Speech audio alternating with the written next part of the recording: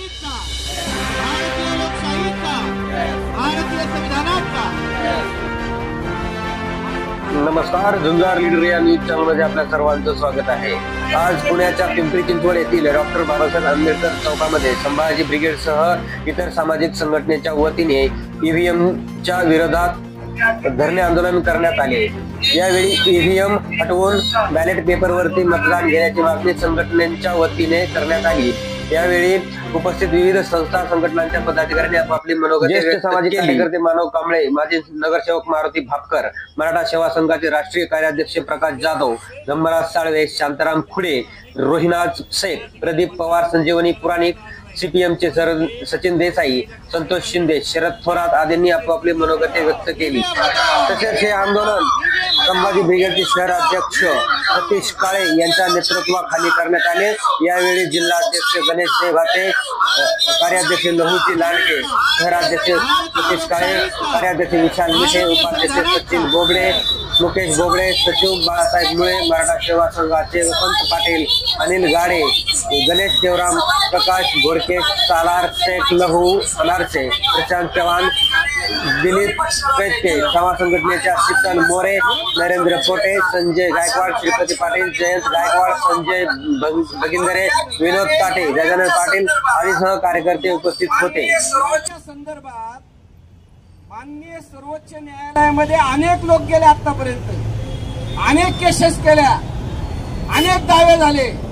कधीही सर्वोच्च न्यायालयाने नागरिकांच्या पक्षांच्या बाजूने निर्णय दिला नाही। ईव्हीएम रद्द करायला सर्वोच्च न्यायालय तयार नाही। निवडणूक आयोगाकडे अनेक याचिका झाल्या, अनेक आंदोलनं झाले, निवडणूक आयोग देखील हा निर्णय बदलायला तयार नाही। आणि म्हणून ईव्हीएम मशीन जर हटवायची असेल, लोकशाही वाचवायची असेल, खऱ्या अर्थानं पारदर्शक पद्धतीने निवडणूक प्रक्रिया राहून लोकशाही सक्षम करायची असेल, तर मी सांगतो हाच रामबाण उपाय आहे की 450-500 उमेदवार त्याचं डिपॉझिट या सगळ्या प्रस्थापित पक्षांनी भरायचं। यांचा एक एक उमेदवार 50-50, 60-60 कोटी रुपये खर्च करतो। 2-4 कोटी रुपये उमेदवारी अर्ज भरण्याकरता, 500 उमेदवार देण्याकरता ह्या पक्षांवर जबाबदारी टाकायची आणि ही निवडणूक बॅलेट पेपरवर आणायची।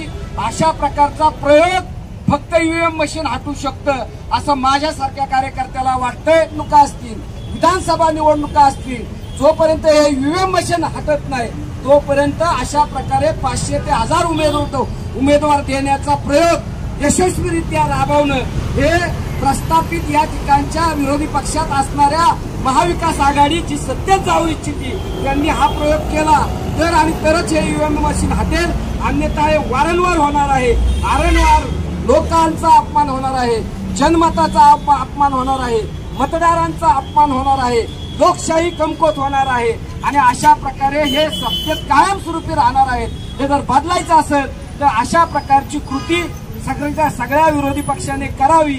त्या सतीश काळे यांनी पुढाकार घेऊन शहरातल्या विविध सामाजिक संघटनांना एकत्रित करून एक संदेश देण्याचं काम आपण करण्याचा प्रयत्न आपण करतात। त्याबद्दल पहिल्यांदा मी सतीश काळे यांनी त्यांच्या सहकार्याचं अभिनंदन करतो। ईव्हीएम याच्याबद्दल विश्वास बहुसंख्य लोकांना नाही आहे, हे आपल्या सगळ्यांना माहिती आहे। 2014च्या अगोदरपासून मी असेल, मारुती भापकर असतील, बाकीची सगळी मंडळी असतील या शहरातली ईव्हीएमच्या विरोधामध्ये आवाज आम्ही उठवत आलो, परंतु प्रस्थापित राजकीय पक्षांनी कधीही या सगळ्या गोष्टीकडे गांभीर्यानं पाहिलं नाही। मग त्याच्यामध्ये महाविकास आघाडीचे पक्ष असतील किंवा महायुतीमधले पक्ष असतील, त्यांना कुणालाही याच्याबद्दलचं गांभीर्य समजलं नाही। आता एवढ्या वाईट पद्धतीनं पराभव झाल्यानंतर किंवा अगदी पाशवी बहुमतानं महायुतीचं सरकार जिंकल्यानंतर किंवा महायुतीचे उमेदवार जिंकल्यानंतर या सगळ्या प्रस्थापित राजकीय, विशेषतः महाविकास आघाडीमधल्या किंवा इंडिया आघाडीमधल्या राजकीय पक्षांना याच्याबद्दलचं गांभीर्य जाणवायला लागलेलं आहे, हे चांगली गोष्ट आहे। परंतु तरीही ईव्हीएम या सगळ्या व्यवस्थेबद्दल जर हद्दपार करायचा असेल तर त्याच्यासाठी कोर्ट तुमच्या बाजूने नाही, निवडणूक आयोग तुमच्या बाजूने नाही, तर मग जनशक्तीचा मोठ्या संख्येचा रेटाच या सगळ्या गोष्टीला बदलू शकतो। सर्वजण या ठिकाणी ईव्हीएम हटाव या आंदोलनासाठी उपस्थित राहिला त्याबद्दल मी सर्वांचे मनापासून आभारी आहे। खरंच मला सतीश सरांचं खूप कौतुक वाटतं की सतीश सरांनी हे